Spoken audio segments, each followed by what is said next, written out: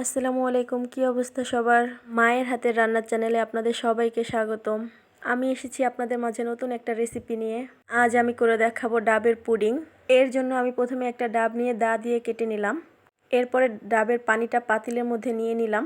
এরপর ডাবের যে শাঁস আছে এটা একটা চামিচের সাহায্যে তুলে নিলাম। এবার একটি ছুরির সাহায্যে এই শাঁসটাকে আমি ছোট ছোট করে টুকরো করে নিচ্ছি। এরপরে একটা আম নিয়ে নিলাম। আমটা থেকে অল্প একটু আম আমি পাতলা পাতলা করে কেটে নিব।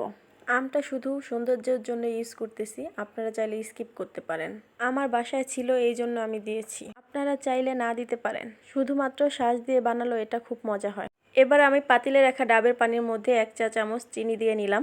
এরপর 1 চা চামচ আগার আগার পাউডার দিয়ে একটি চামচের সাহায্যে ভালো মতো পাউডারটাকে মিশিয়ে নিতে হবে। এবার আমি চুলাটাকে অন করে একটি চামচের সাহায্যে অনবরত নাড়তে থাকবো। এভাবে 2-3 বার বলক চলে আসলে চুলাটাকে বন্ধ করে একটি বাটির মধ্যে পানিটাকে ঢেলে নিব। এরপরে পানিটা গরম থাকা অবস্থায় যে আমগুলো আর নারকেলের শাঁসগুলো কেটে রেখেছিলাম ওগুলো দিয়ে দেব। এবার এই বাটিটাকে 1 ঘন্টার জন্য এক সাইডে রেখে দিব।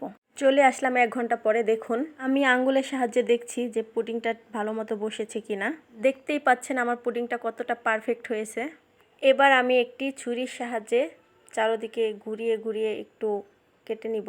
এভাবে পুডিং বানালে খুবই মজা হয় খেতে। আপনারাও চাইলে বাসায় ট্রাই করতে পারেন এভাবে।